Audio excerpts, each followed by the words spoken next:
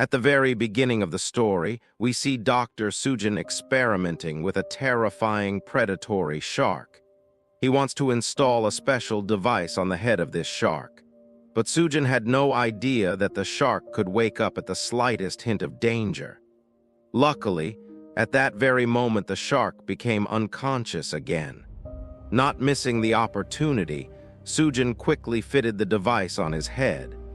Then, using an imaging system, a needle about 10 meters long is inserted into the shark's brain.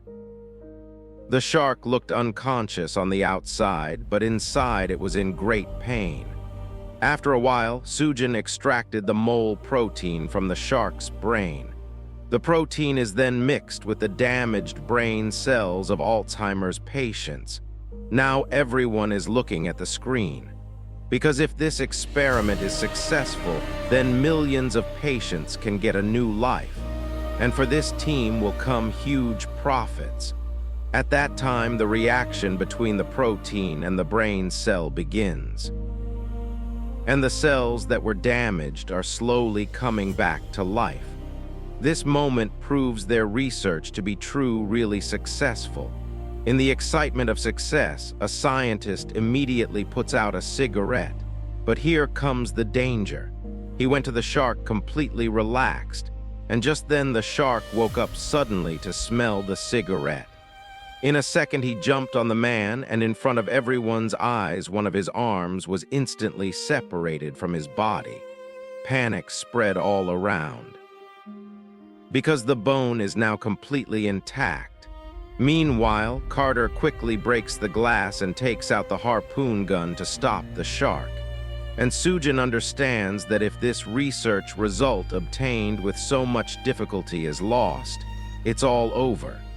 So he switched on without delay.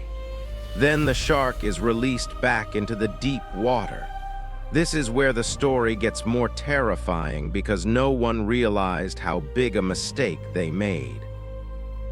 Immediately after the incident, Carter contacted the tower and called the nearest medical team because everything happened inside the research center built in the Sea of Gadhir. Then there was a terrible storm outside, and everyone saw the true nature of nature for the first time. The weather was so bad that the helicopter couldn't land, so he was suspended by a steel cable to reach the medical team. Then everyone rushed to the base, as they were afraid that the huge sea waves could turn deadly at any moment. The good news is that the rest reached the base safely, but the man on the stretcher was still in critical condition. Fall into the sea full of sharks. Back at the base, what everyone saw made their blood run cold. The shark is biting the cable in its strong jaws, and holding that cable, he is pulling the helicopter like a toy. Within seconds, the helicopter crashed into the tower. Then it ended in a moment with a huge explosion.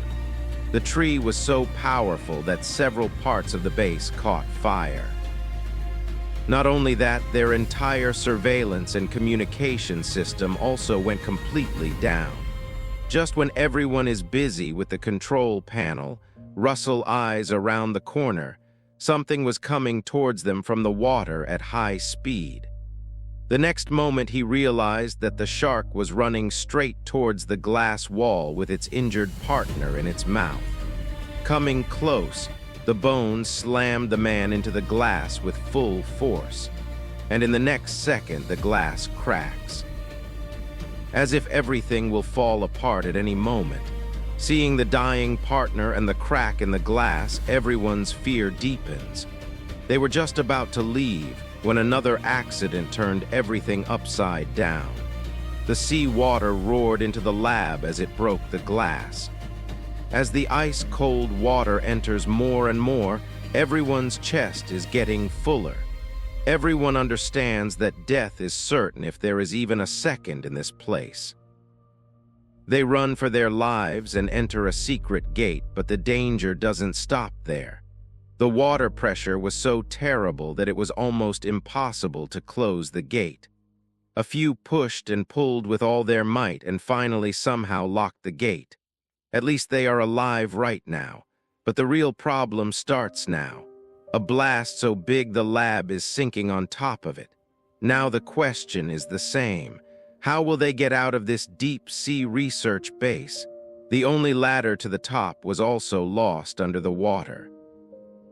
And there is another fear in everyone's mind. Is there a huge shark on the other side of this door? Because the shark they outran today is no longer normal.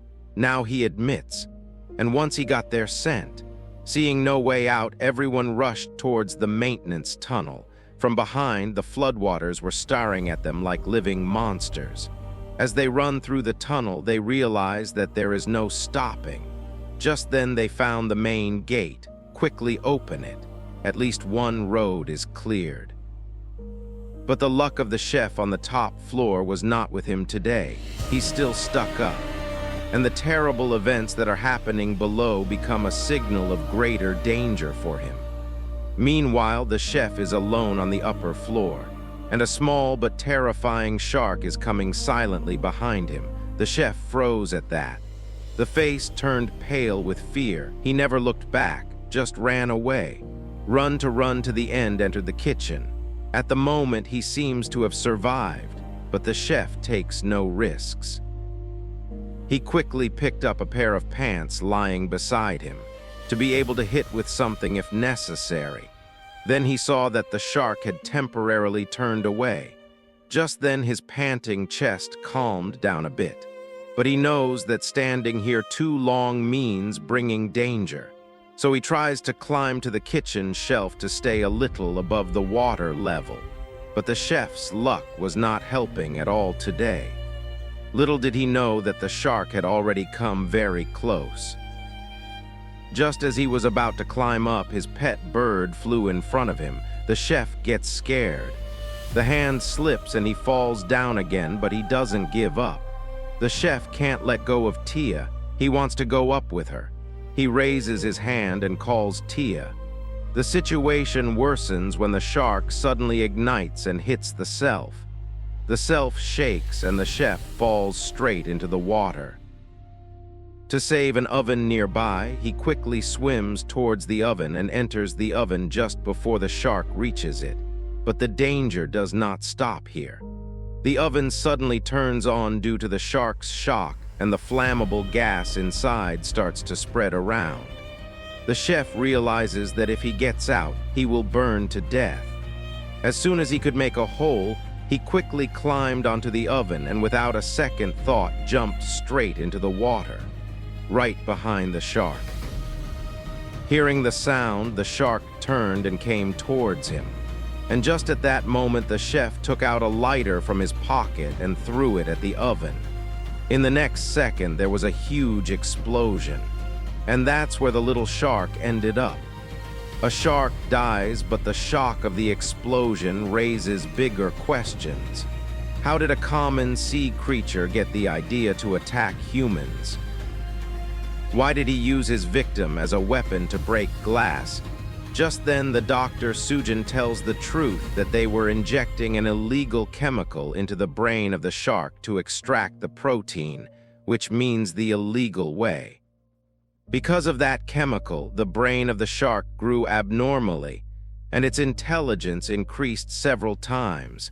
But along with this improvement, there are terrible side effects.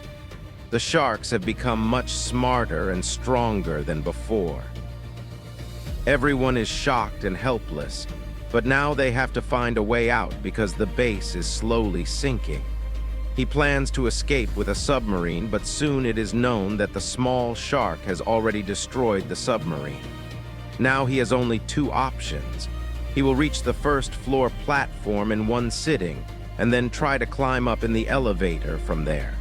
And this fear increases the anger within the team. Just then, Russell makes a new proposal to dive out, but the shark doesn't seem to like this plan at all. Because suddenly, a huge shark jumped out of the water, comes up with a jerk. He grabbed Russell in his strong jaws and pulled him into the deep water. Everyone was stunned by this scene.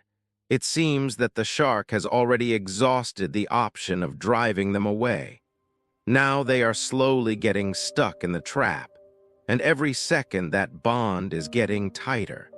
everyone forced to open the front gate, because they feel that this may be the only way to the top. But within seconds, seawater roared into the elevator shaft due to air pressure. Realizing the situation, the two members risked their lives and somehow closed the door again. In this way, they survived, but new dangers were waiting ahead. An earlier blast had caused the fire in the elevator area above, and the stored things were bursting and flying. It means the upper part is burning, and the water is rising below. Just then, the shark attack started from the other side of the door. He kept banging on the door as if he would break in at any moment. Seeing the bad situation, he quickly decided to cut in front of the others. He said to go ahead and open the hatch of the -1 floor at his own risk so that the water level can be controlled a little. Cutter's decision then works. He opens the hatch and just in time survives a shark attack. Everyone is relieved. It seems that it is possible now. But peace does not last long in this story. Suddenly, a loose screw causes a part of the ladder to break and fall down. Fortunately, the broken part stuck on the other side, so the hole did not fall. However, a team member lost his balance in the shock and fell straight into the water. As soon as he cuts himself, he raises his hand to save the girl. But he was just a second late, and this 1 second ends it all. The shark jumped the woman in front of everyone's eyes. Cutter tried to pull with all his might, but the shark pulled him with a jerk towards deeper water. Within moments, he was lost in the cold sea water. This scene again plunged everyone into deep shock. The worst part is that they are still far from the top floor. Heavy on the door from above there is a sound of knocking. It seems that the shark has already risen to the top. Clear fear on everyone's face. No one can even look at anyone. Just then the chef arrived there, whose own survival is a strange surprise at this moment. He immediately threw a clothesline and pulls everyone up to drown. No one stops this time. Everyone moved forward quickly. There was a pump system in front that could be pumped out if the generator was turned on. The team runs to the control room and somehow succeeded in starting the generator. But just when they think they will get out of it, everything turns upside down. A shark suddenly attacked from behind. Within a second, he had brutally ripped apart Carter's friend. Seeing the scene, Carter frantically swam towards the main gate. He knows now a little delay means death. Good luck, just before Hung caught him, the gate opened. And at the same time, Shifo arrived there. Just when everyone is running with death, Sujin again makes a big mistake. He had only one thought. So much hard work and so much sacrifice don't go in vain. So he goes back to his room alone to collect the research data and samples. He opens the locker with the key and hurriedly searches and takes out the necessary samples. But in his haste, he doesn't notice that something is coming towards him, breaking the water behind him. The first thing that floats is a research model, something like a fake shark made for testing. He feels relieved for a moment, but in the next second, something bigger rises on the surface of the water. This time it is not real. Shark without any warning, the shark targeted Sujin and attacked. Sujin cannot escape as the exit is practically closed. Compelled, he quickly climbed onto a shelf. Try to keep your balance. But in haste, his valuable research files fell into the water. Fear in Sujin's eyes, still he doesn't stop. He stands still for 2 seconds, then bend down again to pick up the files, and just then the shark came towards him again. Now Sujin's head is like death. Just then his eyes fell on a burning bulb hanging above Towards, and at this moment a terrible idea came to his mind. If it works, he can live. If not, it's over. There was only one plan in Sujin's head. High voltage current can kill sharks. He immediately took off a wire, then wait for the next attack. Just as the shark was about to pounce, Sujin thrust the electric wire straight into its mouth. In a few seconds, the bone shriveled and died. But seeing the research data filled with water, Sujin's chest became hoo-hoo. He regrets it now. He realizes that letting the shark go in the first place was the biggest mistake of his life. But now is not the time to think, because he meets the other two again, and the situation in front of them is worse. Cutter and Suzanne's plan to go straight out is foiled by a shark attack.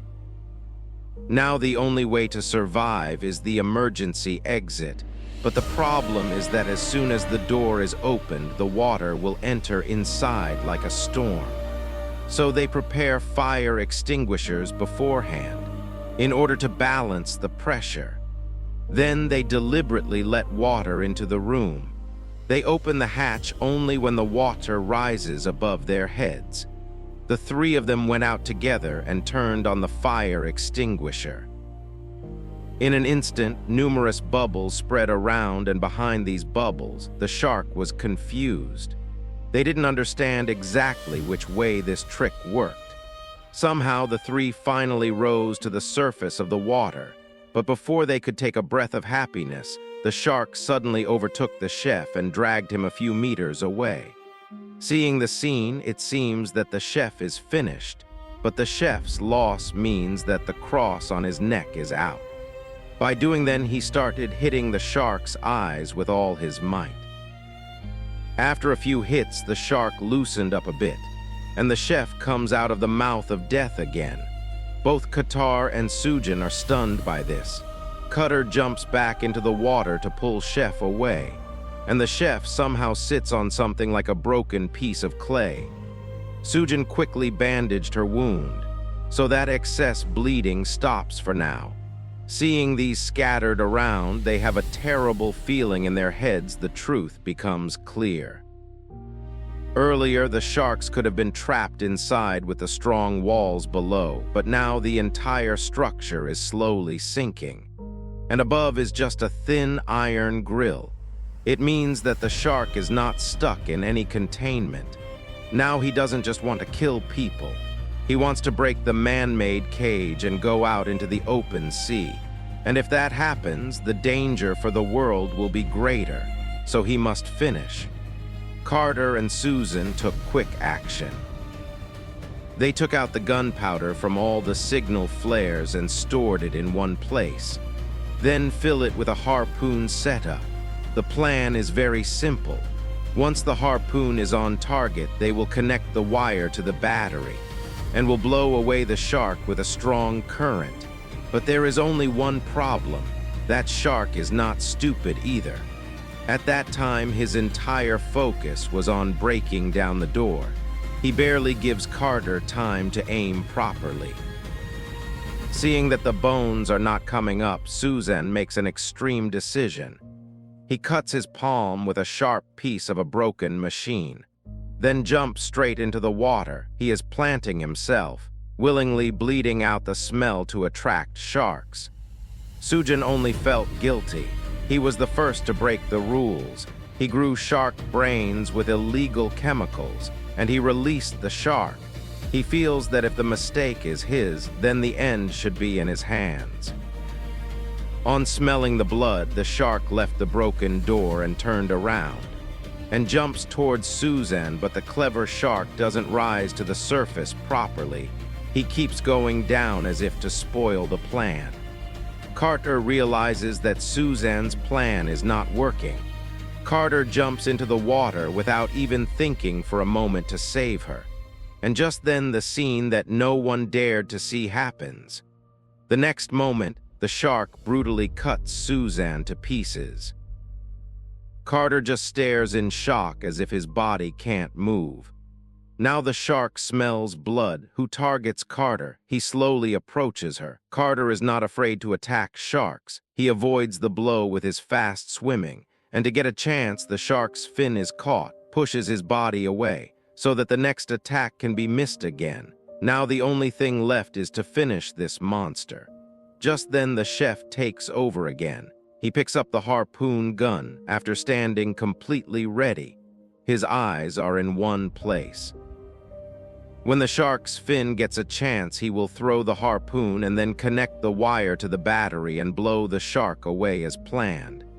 Seconds later, when the shark turns once, the chef doesn't think anymore, pulling at speed, and the situation is like raw gunpowder.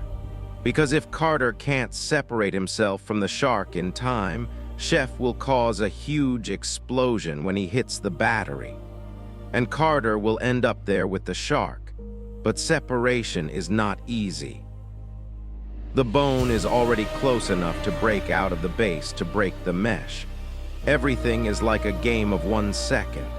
Just then the fork ends gathering strength, the net is held tightly, and pulled his body away from Finn. This was his only chance to survive, and he used it just in time. Schieffer's delay does not increase as the car separates. He connects the wire to the battery. In the next second, there was a terrible explosion. The shock was so strong that the shark died there. Water and smoke all around forever. But after a few moments, when everything clears up, the chef sees that Carter is still alive. A smile returned to his dark face, as if after so many deaths, this one bit of survival is the biggest victory for them. In this way, by sacrificing many companions, they finally stop the terror of sharks.